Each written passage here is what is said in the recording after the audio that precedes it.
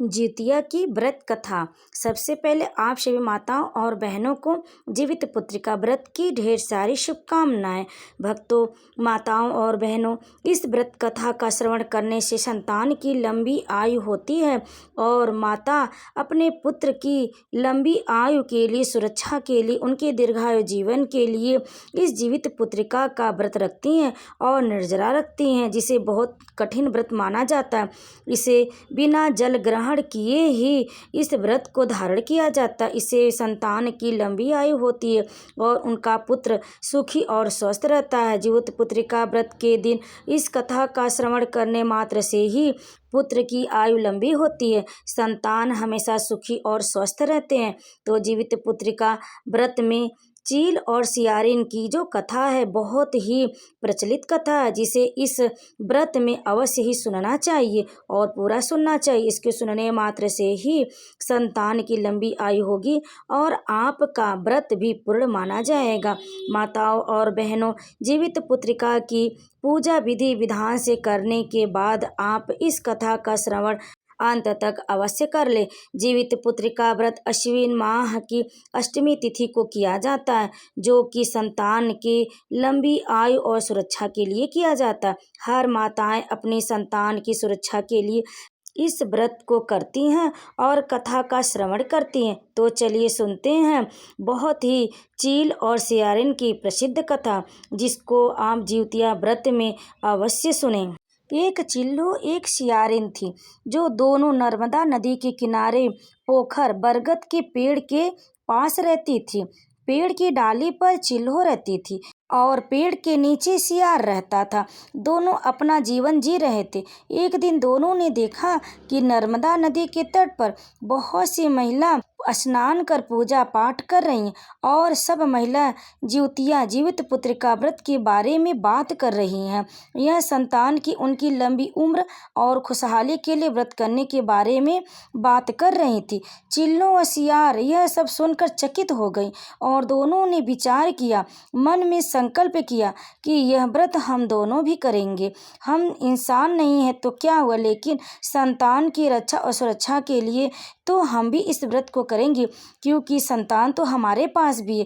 फिर नदी किनारे चिल्लो सियार गए और दोनों नदी में स्नान कर महिला सब जो पूजा पाठ करके गई थी, उसी से दोनों ने पूजा किया और व्रत रखा। इसी बीच उसी गांव में एक तेली का बच्चा मर गया था, तो उसके परिजन रात में उसका अंतिम संस्कार कर चले गए।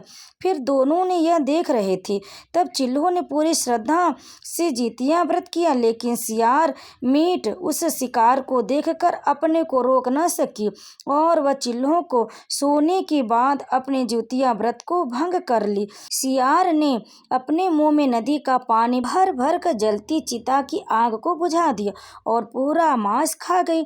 जो बचा मांस था उसको पेड़ के नीचे आकर रख दिया, जिससे वह उसको सुबह खा सके।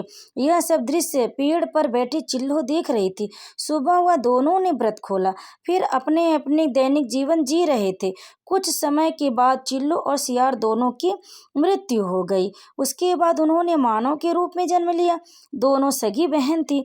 बड़ी बहन का नाम कपूरावती और छोटी का नाम शीलावती रखा गया। वह दोनों बहुत बड़ी हो गई। फिर बड़ी बहन कपूरावती की शादी राजकुमार के साथ हो गई और छोटी बहन शीलावती की शादी एक ब्राह्मण के घर में हो गई। दोनों बहन को 7 पुत्र हुए।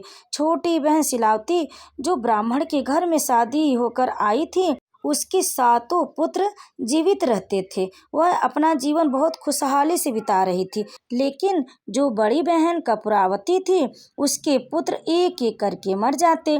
इससे बड़ी बहन को छोटी बहन से बहुत जलन ईर्ष्या होती थी कि वह गरीब है, फिर भी उसके सभी पुत्र जीवित हैं। इसका क्या कारण? उसके घर में सुख शांति भी है, हम राजा हैं, फिर भी हमारे घर में सब कुछ है, फिर भी हमारे पुत्र जीवित नहीं रहते, सारे मर जाते हैं। मेरी उसकी छोटी बहन डायन है, जादू टोना तो नहीं करती, इसलिए उसके पुत्र जीवित हैं।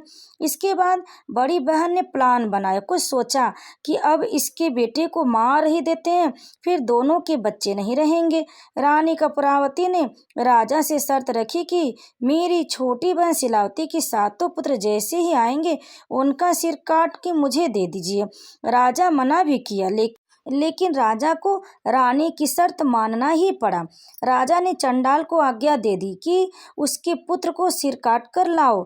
चंडाल आज्ञा मानकर रानी को 7 सिर काट कर दे दिए। इसके बाद रानी ने लाल कपड़े में सभी बच्चों के मुंड को लपेटकर डाली में डालकर अपने बहन के घर भेज दिया। जब शिलावती और बहू ने व्रत खोला तो उसने देखा कि मेरी बड़ी बहन के यहाँ से सामान आया है, और देखो इसमें क्या है। रानी ने बहुत कुछ उपहार भेजा होगा। जब डाली में देखी तो उसमें नारियल थे।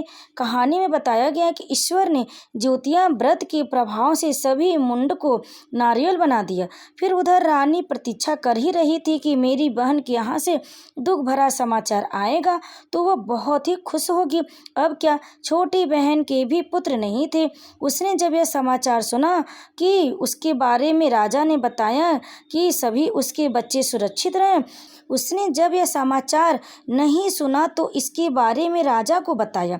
इस पर राजा कहते हैं कि तुम्हारे बुरे कर्म हैं, इसलिए शिलावती के सभी पुत्र जीवित हैं और उनके जो मुंड थे वह नारियल बन गए।